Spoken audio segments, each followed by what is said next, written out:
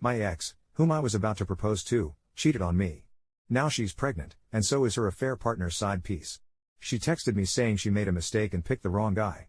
Her friends are trying to guilt me, saying she was just confused back then and stress is not good for the baby. I, 32M, left my ex, Amy, 31F, a few years back after she cheated on me with her coworker, Josh, 33M. I won't lie, it hurt like hell. We were together for almost 5 years, and I had the ring picked out. Then, I found out through a mutual friend that she was seeing this guy behind my back. Fun times. Fast forward a couple of years, and they are still together. I hear through the grapevine that they're expecting their first kid together. Cool, good for them. I'm happy living my life, dating around, got a decent job, and frankly, forgot she existed. Then, out of nowhere, last week, she texts me. Not only is my ex expecting a kid with him, but apparently, so is his side piece.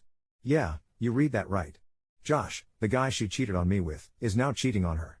Karma's a real piece of work, huh? She went on and on about how she regretted what she did, how she picked the wrong guy, blah blah. I'll spare you the entire essay she sent, but trust me, it was a long one. And me? I was stuck between laughing my ass off and wondering why she thought it was a good idea to dump this on me. So, I hit her back with the only response that felt appropriate, womp womp. Then, I blocked her number. Not my circus, not my monkeys. Update 1, okay, I thought after blocking Amy, I could just go back to living my peaceful life. Nope, apparently, that wasn't the end of it. A couple of days later, I get a message on Facebook from one of her old friends, Sarah, 30-ish. We hadn't spoken in years, but suddenly she was blowing up my inbox. Here's a rough paraphrase of what she said. Hey, I know you and Amy haven't talked in a while, but I need to tell you something important. She's going through a really hard time right now, and honestly, she could really use your support. She's pregnant, and the stress of everything is getting to her. She mentioned that you blocked her, but I think you should hear her out. She's been feeling super emotional lately, and if you ever loved her, you'd at least give her a chance to explain. I rolled my eyes so hard I nearly strained something. This girl was seriously trying to guilt trip me into unblocking my cheating ex because she's pregnant? The same ex who wrecked our relationship for her office fling? I didn't reply to Sarah. Honestly, I wasn't interested in getting dragged back into that mess.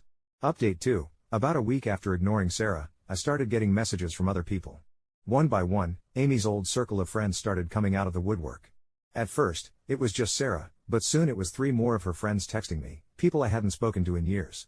Each message was almost the same, Amy's going through a lot right now, and she needs you. Can't you at least hear her out?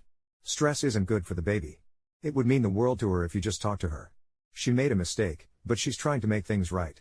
Don't you owe it to yourself to listen? It was like they all had gotten together and coordinated some kind of intervention. The audacity was almost impressive. Here's this group of people, most of whom had stopped talking to me after Amy and I broke up, suddenly acting like they're concerned for my well-being or that they're on my side. But I knew better. Her friends might think I'm still the same old guy who forgives her mistakes, but after enduring the torment of her betrayal, I've grown as a person and now recognize my worth and boundaries.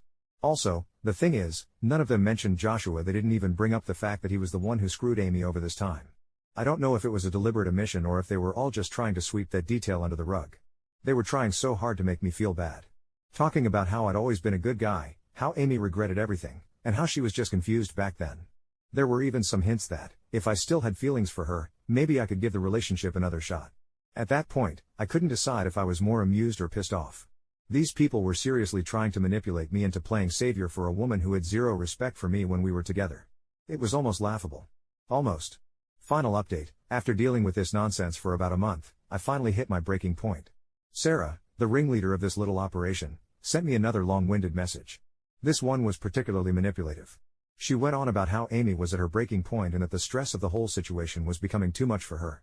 She even pulled the classic "if you ever loved her, you'd help her in her time of need" card. At this point, I had enough. I was tired of being dragged into this pathetic attempt to guilt me into saving Amy from her own mess. So, I decided it was time to respond.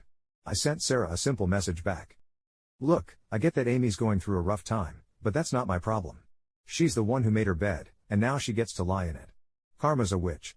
If you or anyone else from her crew messages me again, I'll block you too. I've moved on, and it's about time you guys let me go as well. Then, I hit the block button on Sarah and every other friend of Amy's that had tried to reach out. I won't lie, it felt pretty damn good. In the end, Amy's mess isn't my responsibility. I've moved on with my life, and I'm happier than ever that I'm no longer stuck in that toxic situation. I can't say what'll happen with her and Josh, or her and her group of friends. But I'm glad it's no longer my circus. Womp womp.